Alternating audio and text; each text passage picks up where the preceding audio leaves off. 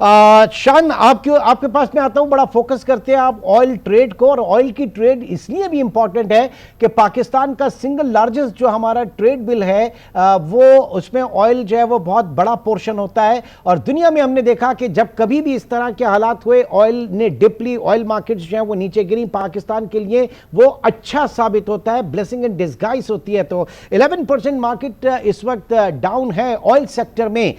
کیا مزید آپ کو نظر آ رہا ہے کہ اس وقت آئل جو ہے وہ نیچے آئے گا؟ اور آئل اگر نیچے آتا ہے تو گلوبل اکانومی جو ہے اس کے لیے کیا سگنلز ہیں؟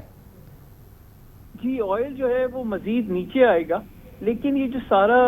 گیم پلان ہے اس وقت وہ یہی ہے کہ امریکہ کی جو ڈیٹ ہے وہ بہت زیادہ ایکسیڈ کر گیا تھا۔ اگر آپ نے پچھلے ایک ہفتے میں دیکھا ہو تو ییلڈ جو ہیں وہ 4% کے نیچے آ گئی ہیں۔ تو اوور آل جو یہ ٹیرف کا جو اسٹریٹجی تھی وہ یہی تھی کہ کسی طرح جو ییلڈز ہیں وہ نیچے لے کے آئی جائیں تاکہ ان کا جو فیوچر کا جو ڈیٹ ہے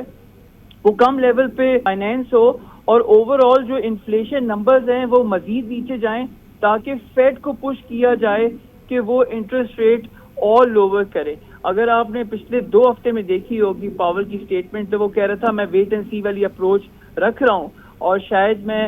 جون میں کٹ کروں، لیکن اب پوزیشن یہ آ گئی ہے کہ جو ڈونلڈ ٹرمپ کی اسٹریٹجی تھی ٹیرف کی وہ اتنی افیکٹو رہی ہے کہ اس سے پوری دنیا میں جو ایک انفلیشن کا آؤٹ لک ہے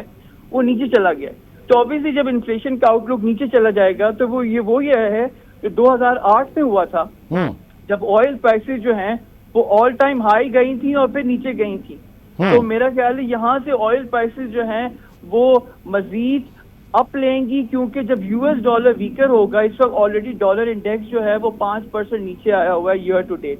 تو جب ڈالر جو ہے وہ فردر ویکن ہوگا تو میرا خیال ہے ہم دیکھیں گے کموڈیٹیز میں اسپیشلی آئل میں ایک اپر موومنٹ آئے گی۔ تو میرا خیال یہ ٹیمپرری فیز ہے آئل کے لیے، لیکن موونگ فارورڈ میں اسٹل جو ہے وہ بلش ہوں آئل کے بارے میں۔ اوکے